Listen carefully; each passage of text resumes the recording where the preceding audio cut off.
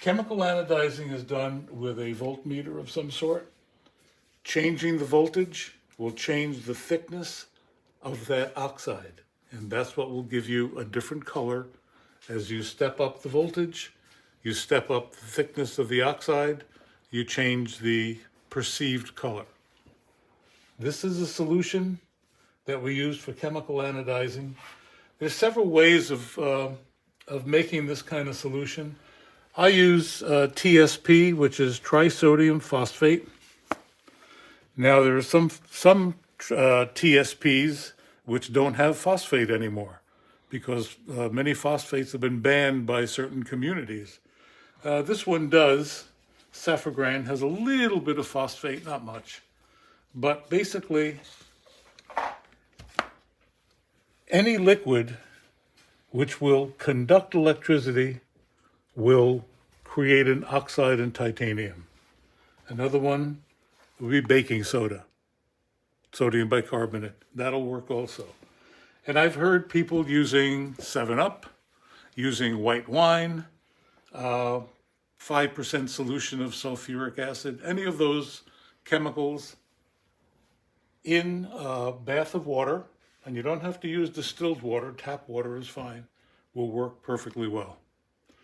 So I'm going to demonstrate a couple of things here. One is the different colors that you can get by changing the voltage. Here the top number is the voltage.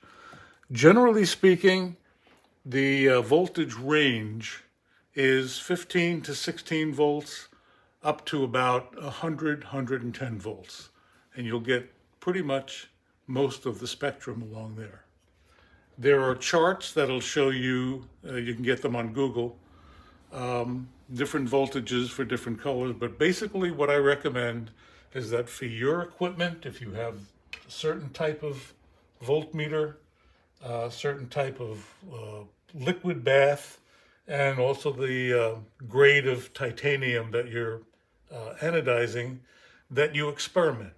You write it down in a book, check the color, change the voltage, write it down in the book. This way you have some sort of a reference if you want to get to a specific color. I'm going to start off with a low voltage. And the reason I'm starting off with a low voltage is that you cannot go back. You can't go home again. That's what Thomas Wolfe said, and that's basically what is true about anodizing titanium. You can't go back. The only way you can go back is by grinding off that oxide, because as you increase the voltage, you're thickening the oxide. There's no way of getting it back down thin again. So you start off with a low voltage and work your way up. So we're going to start off with around 16. I've got the,